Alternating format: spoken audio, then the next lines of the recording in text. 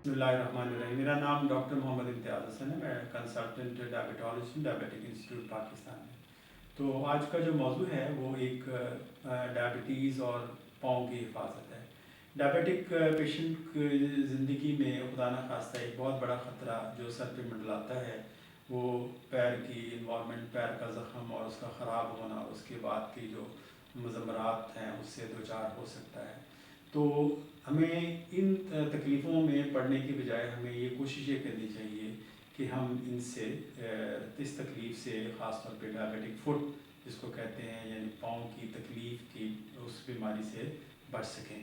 اس کا طریقہ کار یہ ہے کہ بڑا ہی سنہری اصول ہے کہ اپنے پاؤں کا ایسا خیال رکھیں جیسے آپ اپنے چہرے کا خیال کرتے ہیں. تو روزانہ اپنے پاؤں کا معائنہ کریں.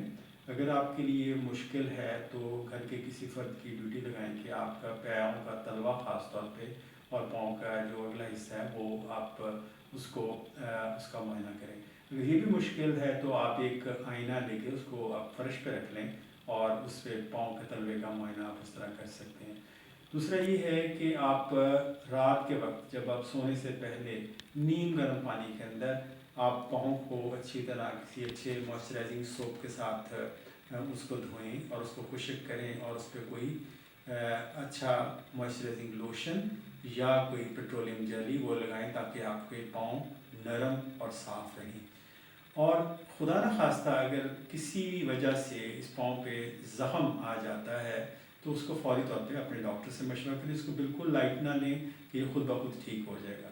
تیسرا کہ اب سردیوں کے دن آ رہے ہیں تو سردیوں میں ہیٹر کے آگے بیٹھتے ہیں، خاص طور پہ گیس کے ہیٹر کے آگے.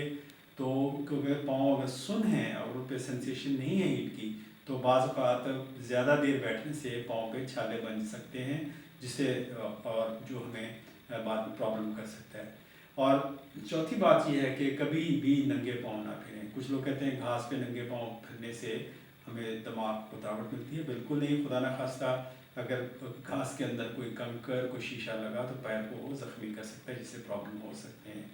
اور کبھی بھی جب نیا جوتا لیں تو کوشش کریں جو جوتے کا جو اگلا حصہ ہے وہ آپ کے خاص طور پیر کی شکل کے مطابق وہ کمفرٹیبل ہو.